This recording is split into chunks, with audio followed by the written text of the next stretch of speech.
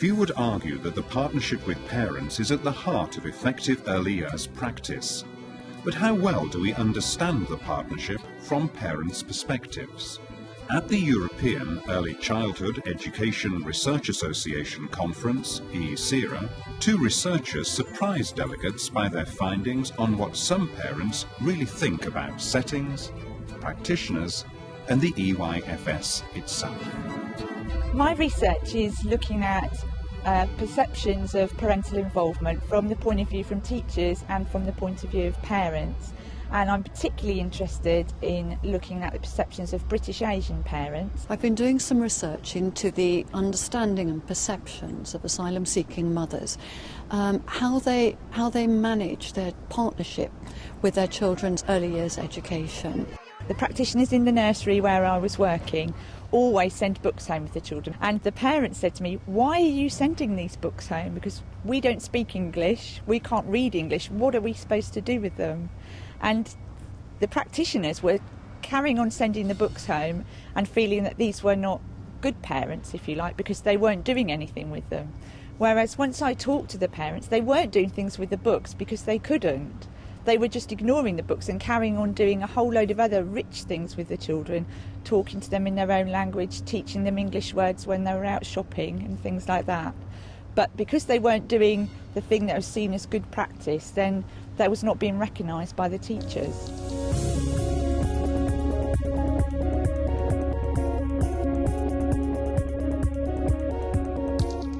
Good practice for immigrant mothers of any type is for the setting to have welcome signs in different languages and for the settings to have some resources available in the home languages of the majority there.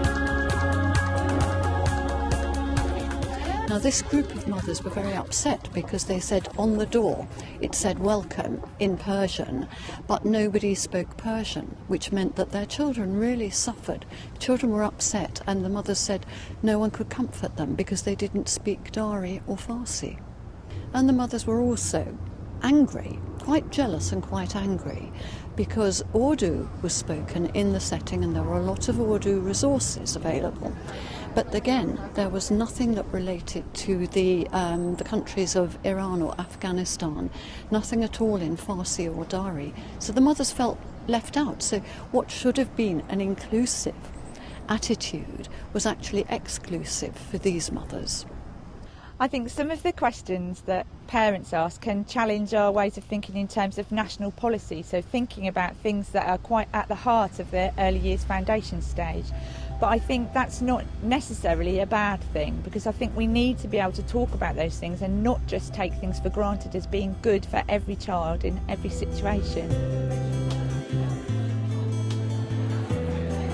Ask the mother to rank the three most and the three least important attributes they wanted for their children from nursery.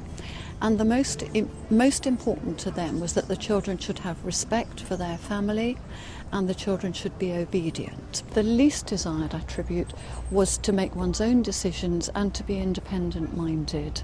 In fact, one of the parents said together, "We want to be in control of our children until they're 18.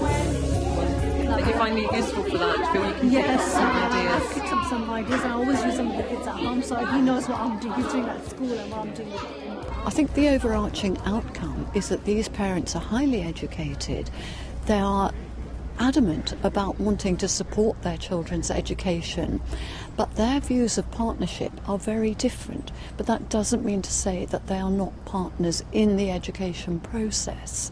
And we have to develop a space where we can meet and acknowledge the mothers and their views, which may not be traditional Western views of partnership, but are equally valid.